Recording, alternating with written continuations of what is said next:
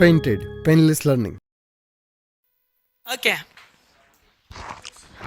આ છે આકૃતિ. શું કીધું ભાઈ?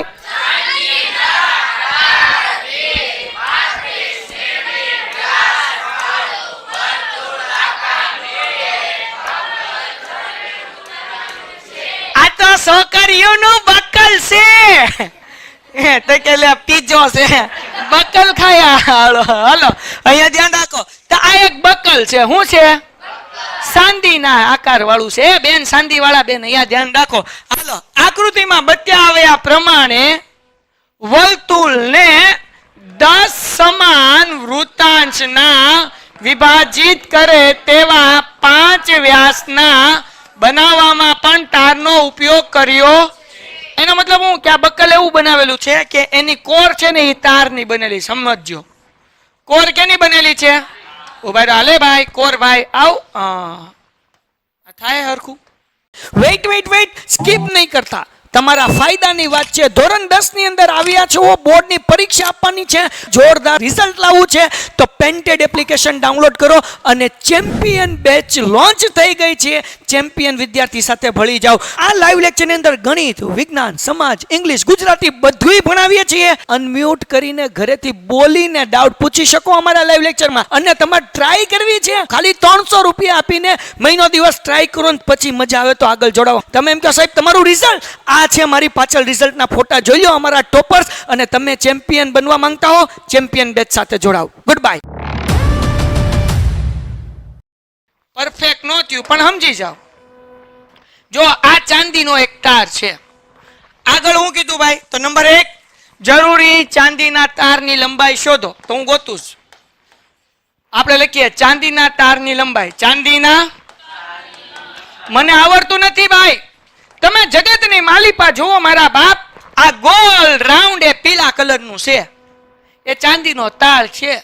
અને જ્યારે આપણે પેલો લેક્ચર શીખ્યા હતા ત્યારે મેં કીધું હતું કે કોર હોય એને પરિધ કહેવાય. વર્તુળની કોર હોય એને શું કહેવાય? અને મેં એવું એક્ઝામ્પલ આપ્યું હતું કે આપણી સાયકલ હોય શિયોર વાળા ભાઈ, એની અંદર જે ટાયર હોય ને એને પરિધ કહેવાય. શું કહેવાય?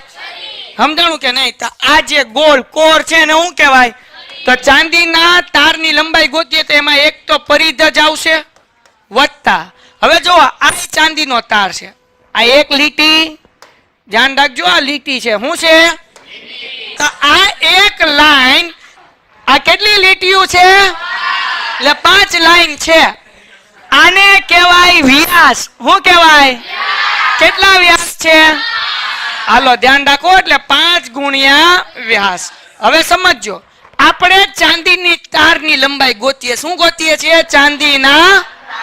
તો ચાંદીનો તાર ક્યાં છે? તો કે ભાઈ ગોળ સકડામાં છે એટલે લખ્યું પરિધ. અને બીજો ચાંદીનો તાર ક્યાં છે? તો કે આ બધી લાઈનમાં છે, લીટીમાં છે, આ બધા વ્યાસમાં છે. તો કેટલી લાઈન છે? એટલે 5 ગુણ્યા વ્યાસ. એટલે આટલું આપણે કરશું એટલે ચાંદીના તારની લંબાઈ મળી જાય. સમજાણું કે ન સમજાણું? હા કે ના સમજાણું બાપુ? હું સમજાણું કેતો? ચાંદીના તારની લંબાઈ ગોતવાની છે. તો ચાંદીની તાર ક્યાં ક્યાં છે? તો કે ગોળ સકડામાં છે. ગોળ સકડાને શું કહેવાય? પછી કેટલી લાઈન છે? એટલે 5 ગુણ્યા. હાલો સૂત્ર મૂકી દઈએ. પરિધનું સૂત્ર 2 પાઈ r. શું સૂત્ર છે બેટા? વત્તા 5 એમનેમ. વ્યાસ, વ્યાસ એમને મૂકી દઈએ. એની કિંમત હમણાં આપણે મૂકવાના છીએ. ધ્યાન રાખજો ભાઈ. હવે જો અહીંયા ધ્યાન રાખો. પરિધ, પરિધનું સૂત્ર 2 પાઈ. બાપા વ્યાસ બરાબર 5 નહોતા, કેટલા હતા? તો વ્યાસ બરાબર 35 કીધું એટલે ત્રિજ્યા બરાબર કેટલા હતા? 35 ના છેદમાં. અહીંયા લખી નાખું વ્યાસ બરાબર 35 એટલે હવે ભૂલ પડે નહીં. હાલો 2 એમનેમ. પાઈની કિંમત 22 ના છેદમાં 7. ત્રિજ્યા બરાબર 35 ના છેદમાં 2 વત્તા 5 ગુણ્યા વ્યાસ કેટલા છે ભાઈ? 35.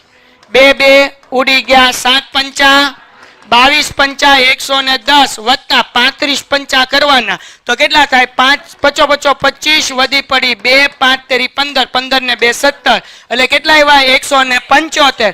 175 માં 10 નાખો એટલે 185 ને એમાં 100 નાખો એટલે 285 mm. આગળ વધીએ.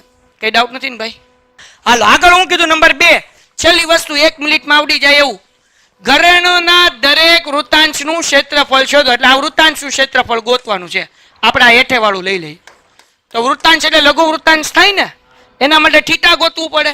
તો ધ્યાન રાખો થીટા કેમ મળશે. થીટા હારો અહીંયા ઉપર જ ગોતી લો. થીટા બરાબર આખું વર્તુળ 360 હોય. આ વર્તુળમાં કેટલા ભાગ પડ્યા જુઓ. આપણે લખીએ 10 ભાગ. પહેલો ભાગ, બીજો ભાગ, ત્રીજો ભાગ, ચોથો, પાંચમો, છઠ્ઠો, સાતમો, આઠમો, નવમો, 10 ભાગ પડ્યા ને. વર્તુળના કેટલા ભાગ પડ્યા? આમ પણ ખબર પડે 5 વ્યાસ હોય એટલે 10 ભાગ પડે. એટલે 360 ભાગ્યા 10 કરીએ, 0 0 ઉડી જાય એટલે થીટાનો જવાબ કેટલો આવે?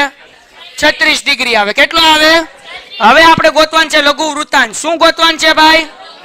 હાલો તમારે જ આન્સર દેવાનું છે. મને આવડતો નથી. લઘુ વૃત્તાંશનું ક્ષેત્રફળ એનું સૂત્ર થીટા છેદમાં 300. પાઈની કિંમત ત્રિજ્યા કેટલી છે? 35/2 ગુણ્યા અને થીટા 36/300 ને છેદ કેમ ઉડે? ધ્યાન રાખો 36 દાણ 360. 36 દાણ ઓકે. 7 પંચા કોઈ ડાઉટ નહીં. 2 નાનો ભાગાકાર કરો. 11 દુ 22. હવે જો અહીંયા ધ્યાન રાખજો. તો શું બચ્યું અહીંયા ધ્યાન રાખજો. હવે હું ઉપર લખીશ જેથી કરીને પાછળ જે ભાઈ બેઠો છે એને દેખાય. બરાબર ને ભાઈ? આગળ વ્યા જાય. Tom Tom Tom. જો ભાઈ શું વધ્યું? 11 વધ્યું. ઓકે. ગુણ્યા બીજું શું વધ્યું? 35. મને આવડતું નથી ભાઈ, જરાક બધા બોલે રાખજો. 5 એના છેદમાં 2 ગુણ્યા 10. હાલો હવે અહીંયા ધ્યાન રાખો બેટા. 11 પંચા 55 થાય કે ન થાય? એને ગુણ્યા 35 છેદમાં 2 ગુણ્યા 10 એમ. હવે 55 ગુણ્યા 35 કેટલા થાય છે? ઉભાઈ રહો 55 ગુણ્યા કરવા દો ભાઈ. ઉભો રે ભાઈ ઉભો રે. 3 પંચા 15 વધી પડી 1, 3 પંચા 15 ને 1, 16 પચો 25 વધી પડી 2, 5 પચો 25 ને 2 27, 5 એમ નામ, 7 ને 5 12 વધી પડી 1, 6 ને 2 8 9 ને 1. એલા એ ગુણાકાર. હવે ભાઈ યાર હવે તું યાર આમાં કે મારે લગન કરવા. હવે રેવા દે ભાઈ રેવા દે તું.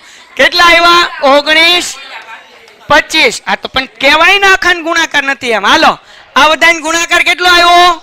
1925. હવે એને ભાંગ્યા પાછા કેટલા કરવા પડશે? 2. હાલો કરી નાખીએ. હાલો 2 નવા ઉપરથી ઉતાર્યા 2, 2 છક 5, 2 દુ 1, પોઈન્ટ મૂકીને 0. અને અહીંયા કેટલા આવશે? 2 પંચા વાર્તા થઈ ગઈ પૂરી. કેટલો આવશે? 962.5 એના છેદમાં એટલે પોઈન્ટ ને એક આંકડા આગળ લઈ લઈએ એટલે 96.25 mm². હાલો ડન થઈ ગયું.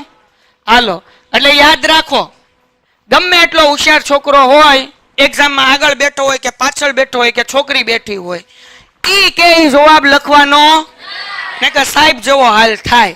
બરાબર ને? હાલો લખો ઝડપથી. Painted, Painless Learning.